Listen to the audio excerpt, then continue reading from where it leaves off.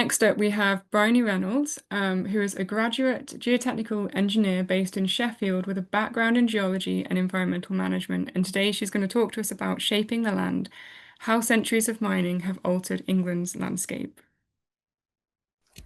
Thank you. So thank you for having me. As Catherine said, I'm a geotechnical engineer based at Sheffield. I'm also due to start my PhD in archaeology at the University of Exeter in September on medieval quarrying of stone and its use in castles in the north of England. So for those that aren't familiar with what a geotechnical engineer is, I'm essentially a geologist in civil engineering looking at ground conditions for developments to determine how's best to build. But I also spend a lot of time writing mining risk assessments for developments across the UK to determine whether historical mining poses a risk to the site, such as potential collapse of underground voids from mine workings or the potential for mine shafts to be present on site. When I'm not working, I spend a lot of my time traveling around looking at old mines, such as the two that are currently displayed on this front slide. So this one on this side, this is actually Wet Grooves Mine, and this is Old Gang Mine. They're both located in the north of England and they're both lead mines.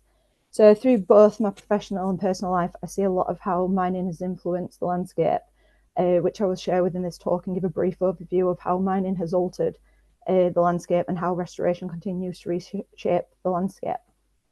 So in England, we're very lucky because we have an extensive geological history spanning over 600 million years. And this all hosts different mineral deposits and natural resources.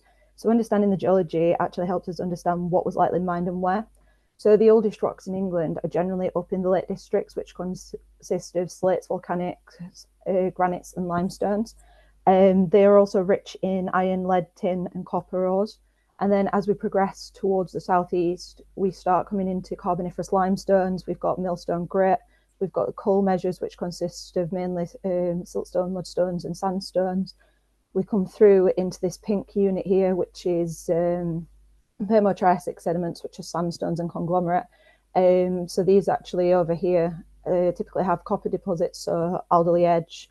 There's a few copper mines actually in this limestone unit, which is carboniferous, down in the south, Ecton copper mine. And then as we move further across into these grey units, we're actually travelling more into the Jurassic beds that are limestones, mudstones, clay formations. And then finally, as we move towards the southeast into this green unit down here, we're actually in chalk, which is known for containing flint deposits. So the vast geology of England's actually allowed us for a rich mining history due to the various resources, such as the stone, the metals, and coal deposits within the coal measures. England has over 4,500 years of mining history, with the earliest evidence coming from the Neolithic period, where people mined for flint, such as at Grimes Graves in Norfolk, to make tools and weapons. But as we move through towards the Bronze Age, copper became a crucial resource, replacing flint to make tools and weapons and decorative items. Copper was mined in places such as Ecton, as I already said, Alderley Edge, and around Cornwall. And then later in history, iron replaced the bronze, and Iron Age workings have been found in places such as the Weald, so Sussex and Kent, the Midlands and East Yorkshire.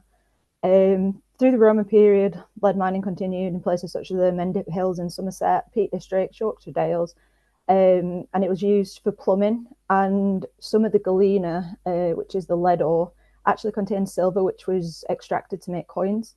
Iron mining continued throughout the Roman period in the Weald and the Forest of Dean to use as weapons and tools, and they also mined copper and tin in Cornwall and Devon.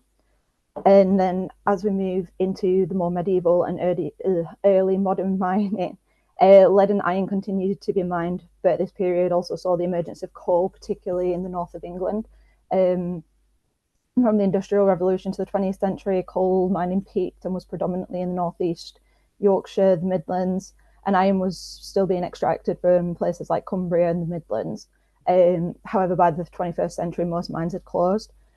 Quarrying in England still continues to this day for building stones, aggregates, cement works such as the ones that you might have seen in Hope and Buxton in the Peak District. We mine for things like kaolin, otherwise known as China clay, in Cornwall for its use in paper production, ceramics, fluorite in places like the Peak District to use in hydrofluoric acid, gypsum's being extracted at Burton for its use in plasterboard, and rare earth elements and lithium are mined still in places such as Cornwall, Devon, and Hull. So different methods of mining have been used throughout history, depending on the resources available and the development of new technologies, allowing for deeper resources to be mined. Early mining was small scale and typically surface based, and later developed into bell pitting, which involved digging a vertical shaft down to the mineral deposit, then excavating outwards in a bell shape until it became unsafe to continue. So bell pitting is what method they actually used at Grimes graves. But by the 18th and 19th centuries, advances in technologies allowed for deeper mining, where deep shafts were dug vertically underground to reach coal seams or ore bodies. The example of the shaft over here is actually at Magpie Mine, which is out in the Peak District, which is 100 to 200 metres deep. The Coal Authority actually record over 172,000 shafts in England. There are many, many more unrecorded shafts that occur, well, that are present across England.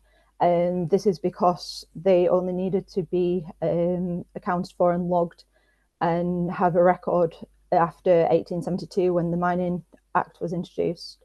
In addition, they didn't always just dig vertically, they actually could dig horizontally into a unit. So these horizontal tunnels and shallow dipping tunnels, they're actually known as adits and galleries, and they were dug horizontally into places. So this one is Troller's Gill in North Yorkshire. The other way that you can get underground mining is some mines actually exploited the natural cavern system, such as in the Peak District, where you'd enter through the cave system to reach the natural resource, and then places such as Speedwell Cavern in Castleton would actually take advantage of the underground watercourses to take the mineral resources out. So in Castleton, it's mainly galena that they were extracting. An interesting side note from what I learned from speaking with the cavers and guides up at Stump Cross Cavern is that the lead miners would actually put the waste rock that they would dig out from the lead mines into the natural cavern systems. And they're actually what are being explored now up at Stump Cross. They're removing all this waste rock. And essentially that would have made that infilled ground. The other method of mining is open cast. So by the 20th century, open cast mining was common, particularly for coal and aggregates, and involved removing large areas of topsoil and rocks, for example, at Coldstone Quarry, which is approximately 30 hectares and supplies approximately 600,000 tonnes of aggregate every year. So this leads to the question of what impacts has mining had on the landscape over the last 4,000 years. So mining's left a visible and lasting impact on the landscape, evident from the presence of open casts, land subsidence and sinkholes. For this example up here, this top corner, this is actually from Grimes graves. This is one of 430 that we know about. These are bell pits, so once they've dug it out, it actually collapses in, making this sort of funnel cone shape at the top.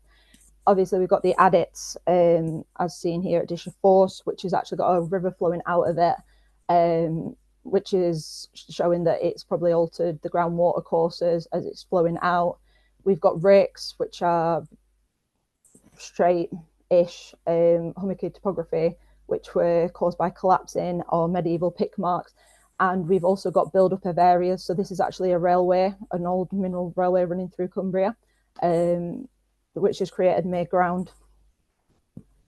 So after mining declined in the 20th century, many communities were left economically and environmentally scarred.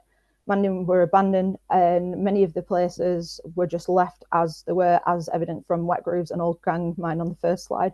Other areas have been turned into nature reserves, wetland centres, into lakes, and some mines have just opened as tourist attractions. So in conclusion, the varied geologies played a significant role in shaping the mining legacy of England. Mining's led to topographical changes through open cast land subsidence, creation of waste spoil heaps, and influences on the drainage. And abandoned mines, pits, quarries created an opportunity to develop nature reserves, places of education, and attractions.